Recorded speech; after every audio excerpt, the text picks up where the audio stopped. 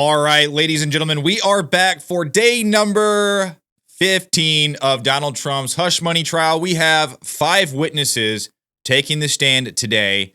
And first, we're going to be continuing to cross-examine Madeline Westerhout. Then we have this guy, Daniel Dixon from AT&T. He's brought up to testify to verify various phone records from Michael Cohen's phone. Also, we have this other person, Jenny Tomalin from Verizon, to verify more phone records. And finally, we have District Attorney of New York paralegals, 2 of them, Georgia Longstreet, who is being recalled to testify, and also Jarmel-Schneider is going to be testifying, another District Attorney of New York paralegal. And of course, we get to hear all of this thanks to our guy on the inside, Inner City Press, who is reporting from inside the courtroom and giving us a look at everything that is going on, what the judge is saying, what the prosecution is saying, and of course, what Trump's defense is saying. So today should be pretty interesting, guys. And also, we have some pretty crazy news. Next week may be the last week of testimony.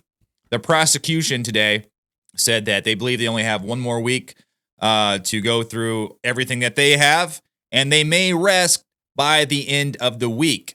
So we may be getting to a conclusion in this trial a lot faster than we thought. So that is good news. I am pretty interested to see what the jury has to say about this trial that just seems to be going off the rails almost daily, especially whenever Stormy Daniels took the stand. She was talking about random stuff about the sexual encounters with Donald Trump. And then you always have to kind of bring yourself back like, oh, wait, this is a trial about a falsified business record, not about an adult film actress and trying to just, sully Donald Trump's reputation. But speaking of Donald Trump, this is what Donald Trump had to say this morning before walking into court today. This case is highly unconstitutional. It's presided over by a very conflicted judge. Conflicted like I've never seen before. He refuses to take himself off the case, and it should be a mistrial. Their objective, of course, was to humiliate and smear Trump with a gossipy tale of sex that had nothing to do with the criminal charges at issue. Had nothing to do with it. Everything you've been watching has nothing to do with the case. They know that. It was a sophomoric gamble, and it has backfired spectacularly. Yes, Mr. Trump, you are exactly right. I know, and all of you guys know what this case is really about. It's about a political persecution of the Republican candidate for president. Everyone knows that. And if you are watching this, drop a Trump 2024 down in the comments and smash that like button. But you're also going to want to hit that follow button and that little bell notification because next week we have a big witness. Yes, it is the star witness, Michael Cohen, is supposed to be taking the stand, I believe, Monday, from what I've read. He's going to be taking the stand Monday. So you don't want to miss that because that is going to be interesting. I hope we see tears. I hope we see Michael Cohen absolutely losing his mind more than he already has on TikTok, all these TikTok live streams that he does, just ranting and raving because Donald Trump didn't make him attorney general. I think everyone watching this, Michael Cohen just losing it, I think we could all understand, right, why Donald Trump didn't give him a position in his administration. So he just kind of further confirms like, hey, I'm insane. Donald Trump made the right decision by distancing himself from me. But without any further ado, let's go back into the courtroom where we have Donald Trump. And he is looking sharp for his Friday today. He's got a blue suit on and he's got a red tie. I mean, come on. This guy is just a fashion icon. Come on. All rise. This is the people of the state of New York versus Donald J. Trump. Judge Merchan enters the courtroom. He's like, all right, good morning, Mr. Trump. You are looking pretty sharp. You're looking pretty nice. Yesterday, we have a witness on the stand. Anything we need to discuss? The prosecutor says, with permission, may we approach, Your Honor? Merchan says, yes. They have a sidebar. Blanche is hanging out with Trump. Sidebar is continuing. Trump is at the defense table showing his lawyer, Todd Blanche, some papers. And Merchan says, all right, let's get the witness, please. Welcome back. And let's also get the jury. So we got the jury entering. And now we have Donald Trump's lawyer, Susan Nichols. Yes, it's Nichols, not necklace. I've been pronouncing it wrong for quite a while now. I'm going to try to pronounce it correctly going forward. I have failed with Emile Beauvais. I switched back and forth between the two, and people pointed out all the time, I'm sorry. I'm only a man, okay? I make mistakes, all right? But Trump's lawyer, Susan Nichols, there I go again, says, all right, Miss Westerhout, you were at the RNC, is that correct? And Madeline says, yes, that is right. Well, would the RNC create a travel schedule for presumptive nominee Donald Trump? Yes, they would. All right, I want to show you L8 and L9 when they're ready. So this is People's Exhibit 69, and this is Donald Trump's contact list. And I don't know if you can see that very well. It might be kind of small because it's a long photo. It has all these contacts on here. But Trump's lawyer, Nichols, says, you sent out this photo the first time President Trump boarded Air Force One. And he was proud of this, right? Madeline says, yes, he was proud. And often he sent newspaper clippings to people. Yes, he did. But only once to Alan Weisselberg, right? And Madeline says, I don't know. It could have been. And he barely spoke to Alan Weisselberg in that first year. Is that correct? Westerhout says, that's right. All right, I want to show you objection. Can we approach, Your Honor?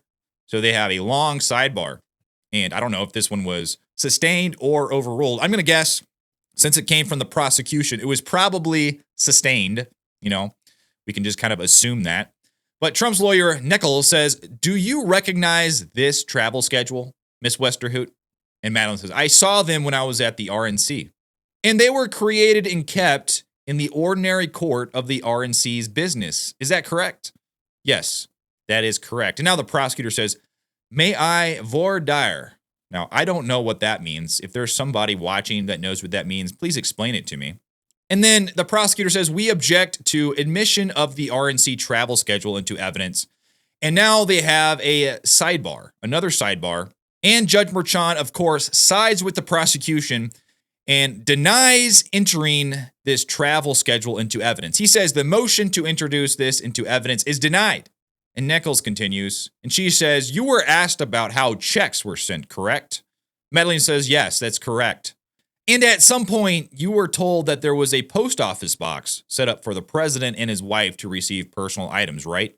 Yes. But it was slow and things got lost. Yes, that's correct. Now, President Trump was upset because he thought it was disrespectful if he did not respond promptly. Is this right? Madeline says, yeah, that's definitely right. So things would be sent to Keith Schiller, right? Madeline said, that's correct. And is it your understanding that this workaround happened in the previous administrations? Madeline says, I can't imagine it would have been any different. So you didn't give packages to Ivanka Trump? No, I did not. And he signed a lot of things. He felt if people were getting his signature, they should get his real signature. Is that right? Judge Merchan says, sustained. I guess there was an objection from the prosecution. It's not written here. But Judge Merchan says, sustained, stricken from the record. And Nichols continues, he signed checks while on the phone. Is that right? That's correct. And he was a person who multitasked, right? Definitely. And let's look at People's Exhibit 75. This is an email of Ronna Graff asking about buying this photo frame at Tiffany's. You said that they made the executive decision to spend the money because he was busy. Is that right? And you were working in the White House when Stormy Daniels' story came out. Is that right, Madeline? Yes. And he was upset? Madeline says, yes, he was concerned his family would see it. There is an objection, and Judge Merchan sustains the objection. The answer is stricken. So they don't want this testimony to show that Donald Trump was concerned about anything other than possibly the election. He can't be concerned about his business reputation. He can't be concerned about his family, what's going on with his family. They just want it laser focused on Donald Trump is concerned about the ramifications for the election, which is completely insane here. But now we have a redirect from the government or the prosecution. And we have prosecutor Susan Hoffinger doing the redirect. And she says, all right, Madeline, you did not meet Mr. Trump personally until after the election. Is that correct? Madeline says, yes, I met him in November of 2016. And at Trump Tower, did you sit on a different floor than President Trump? Yes, I did. And Ms. Nichols didn't ask if you'd spoken before. Have you spoken before to Donald Trump? Madeline says, I did once. And when? And Madeline says, this week. And do you work at American Political Strategies for Robert O'Brien, who worked in the Trump administration? Madeline says, yes, I do. And the prosecutor says, no further questions. And then Susan Nichols comes up to do a recross of Madeline Westerhout. And she says, all right, Madeline, once again, you testified that President Trump was very close with his family. Objection! Bertrand says, sustained, stricken, next witness. You don't get to say that Donald Trump was concerned with anything other than losing the election. All right, now we have Prosecutor Steinglass for the government, and they call Daniel Dixon, who is this guy who worked for AT&T, to verify some phone records. The prosecution says, all right, where do you work, Mr. Dixon? I work at AT&T. And what do you do there? Dixon says, I respond to legal demands and I help law enforcement interpret call records. And did you review this thumb drive? Yes, I did. There are 6 AT&T numbers and 11 others. All right, let's look at People's Exhibit 400. It's subject to sealing order. And now on the screen, we have a Michael Cohen account report with a DonaldTrump.com email address. And also, he noted in here that this witness Dixon is wearing a hat. Well, awesome. I wear hats as well. Wow, that's pretty cool. But the prosecution says, what is a mobility report? Dixon says it's a cell phone to cell phone. Okay. And this is how we can tell how the records work, correct? Yes, no further questions. And now we have Donald Trump's lawyer, Emile Beauvais, to do a quick cross-examination. And he says, all right, Mr. Dixon, a cross-market move is a change in AT&T's accounting. Is that correct? Yes, it is. So this Michael Cohen move, it begins January 2017. And Dixon says, zoom out. Okay. Beauvais says, you're aware of pocket dialing, right? Dixon says, yes, I am. And Beauvais says, nothing further. Bertrand says, all right, next witness. And the government calls Jenny Tomalin of Verizon. And they say, all right, Miss Tomalin, does Verizon keep call records? Jenny says, yes, they do. And then they put on the screen details for Alan Weisselberg. I guess it's a report about Alan Weisselberg. The prosecution says, does min mean minutes? And does Verizon round up? Tomlin says, yes, they do. Prosecution says, no further questions. Judge Bertrand says, all right, do we have a cross-examination of this irrelevant witness? And Emile Beauvais walks up to do the cross-examination. And he says, all right, Jenny, the subscriber records are not redacted. Is Keith Davidson linked to this number? Tomlin says, yes, he is. Beauvais says, no further questions. And Judge Bertrand says, all right, we'll break. The jurors leave. But Beauvais, he's not done. He says, hey, we object to the 1999 statements, Your Honor. The prosecution said in the 1999 video, this video is not yet in evidence, Mr. Trump speaks of campaign finance laws going back to 1907. So it's relevant. Judge Bertrand says, okay, listen, I'm hungry. I'll rule on this after break. And they're back. And Judge Bertrand says, all right, 1999, it's too attenuant. Now, you say you have only 2 more witnesses today. How long do you have? Prosecutor says, a bit over an hour. Judge Bertrand says, all right, I want to leave early today. Let's work until 1 p.m. or a bit past, and then we'll not come back in the afternoon. The parties agree, so this means there won't be a second video today because Judge Bertrand is lazy, of course, and corrupt and conflicted and all of the above. But now the government recalls Miss Georgia Longstreet. This is the District Attorney of New York, paralegal. And Judge Bertrand says, all right, Miss Longstreet, I remind you, you are still under oath. The prosecution says, Miss Longstreet, did you work with other paralegals on the Donald Trump case? She says, yes. Trump is at the defense table, and he is working on a piece of paper with a pen. So looks like he's drawing on a piece of paper. That's probably what he's trying to say here. But the government continues, did you find and save public court filings that might be relevant to this prosecution? Yes, I did. And how many relevant cases have you reviewed? Longstreet says 75 cases. And is this a Twitter thread by @RealDonaldTrump? Yes, it is. And in the Twitter threads, it asserts pressure on Cohen to flip and then praises him. Then the next tweet that is shown to the jury says, quote, if anyone is looking for a good lawyer, I would strongly suggest you do not retain Michael Cohen. I would also suggest that because he's disbarred now. But the prosecution continues, is there an exclamation point at the end? Longstreet says, yes, there is. And the prosecutor asks a question after showing a tweet praising Paul Manafort for, by contrast, not flipping. The prosecutor asks, is this a 3-tweet thread? Longstreet says, yes, May 3rd of 2018. It's a thread about NDA payments, and it says, quote, campaign contributions played no part in this transaction. And who redacted these text messages? Longstreet says, I did. All right, could you please read them? Longstreet reads, this is from Gina Rodriguez to Dylan Howard. Stormy Daniels was his mistress. She will talk under 2 conditions. All right, and read these, please, from January 31st of 2016. Longstreet reads, Gina R. to Dylan H. Whatever happened with the Stormy Daniels interview? Then on August 8th, 2016, it says, call me. And how about these? Read these, please, Miss Longstreet. Longstreet reads, Dylan H. to Gina Rodriguez. He likely will pay. How much? Gina Rodriguez says $250,000. And okay, Miss Longstreet, read these as well from October 8th through the 9th of 2016. Longstreet reads, quote, $120,000 sold. Then Dylan H. to Gina, quote, I'm at dinner, but will forward contract. Gina to Dylan, quote, I haven't told them anything except what I said yesterday. And how about this? Gina to Dylan, she's doing a press conference this morning. She hired another lawyer. Prosecutor, no further questions. And now we have Todd Blanche from Trump's defense coming to do the cross-examination. And he says, all right, Miss Longstreet, I'm not going to re-ask you any of my questions from Friday, thousands of tweets, but you have not reviewed Michael Cohen's TikToks, for example, from Wednesday, right? She's like, oh no, absolutely not. Are you talking about all of his live streams? God, no. Okay. She says, I have not. Okay, I might have dramatized that just a little bit. Sorry. Okay, sorry. But Todd says, these texts you read, you have no personal knowledge if they are true or what they mean. Is that correct? Longstreet says, no, I do not. No further questions. And now for our final witness of the day, we have a district attorney of New York paralegal. And this paralegal is named Jarmel-Schneider.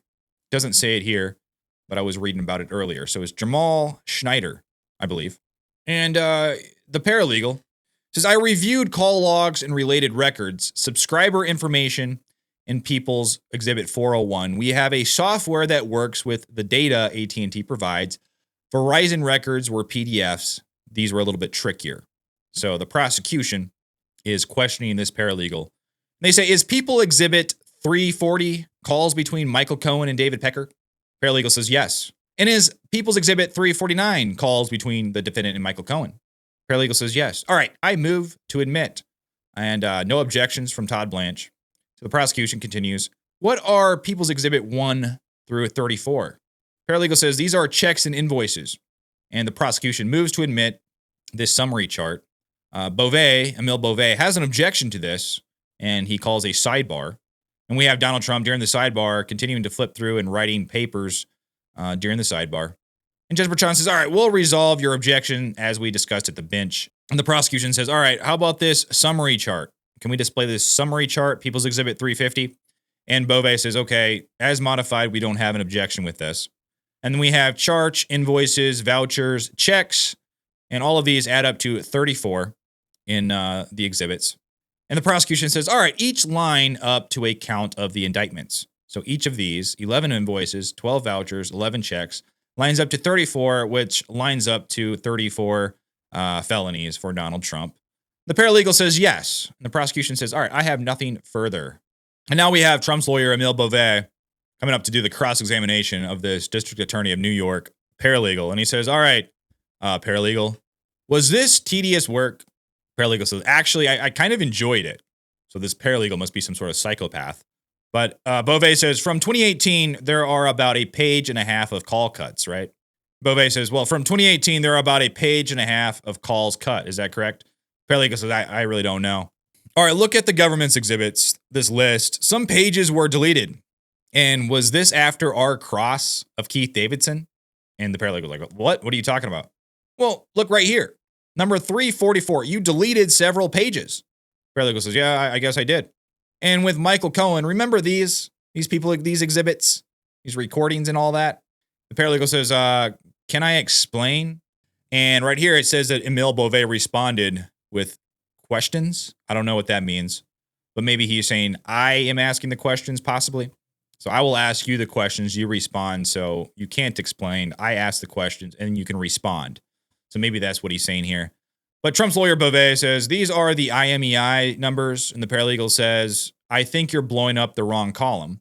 And Beauvais says, now look at these, the IMEIs. Do you remember what Mr. Dixon said? And the paralegal says, I don't want to contradict him. And Beauvais says, nothing further. And now we have the prosecution, Steinglass, who's coming up to do a redirect. And he says, why did we short the charts? The paralegal says, to include only what came up at the trial. We're pretty well down the road. The prosecution says, earlier you wanted to explain something. What did you want to say?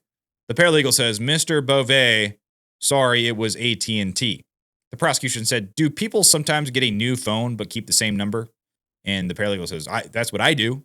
Prosecution says, nothing further.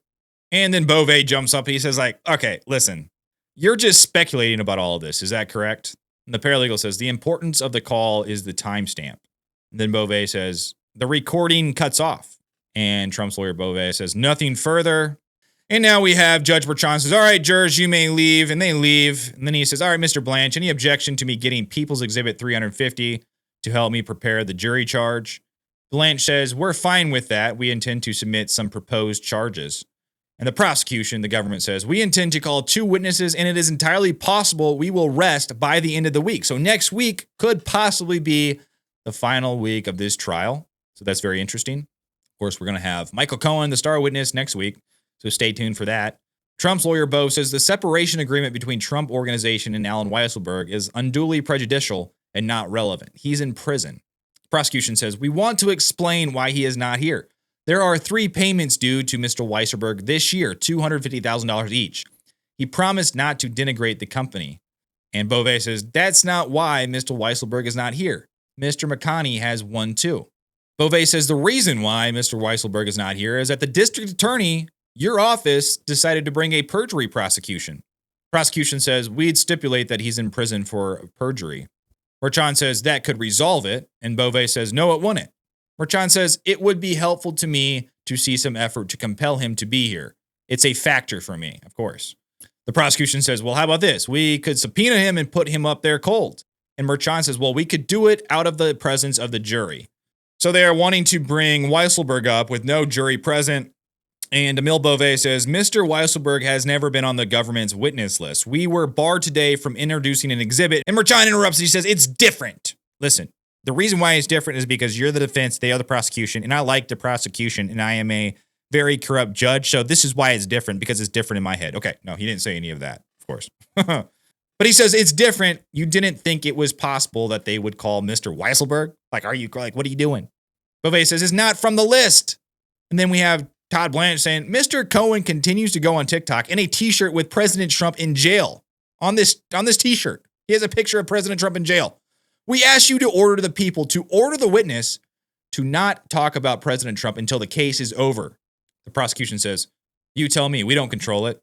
Bertrand says, I would direct the people to tell Mr. Cohen that the judge is saying to not make any more public statements until the trial is over. And court is adjourned. Okay, guys, that's what we have for today. That's all we have for the day. There's not going to be a second video. It was kind of a tedious trial today. A lot of records being, clarified, a lot of phone records and text messages and phone calls and all these other things by different witnesses. So it wasn't a super exciting trial today. But next week, this is going to change because next week we have Michael Cohen on the stand, and that will be very interesting to listen to. So make sure you subscribe and hit that bell notification so that you get the notifications when I post. But let me know what you guys think of everything that's going on here down below in the comments.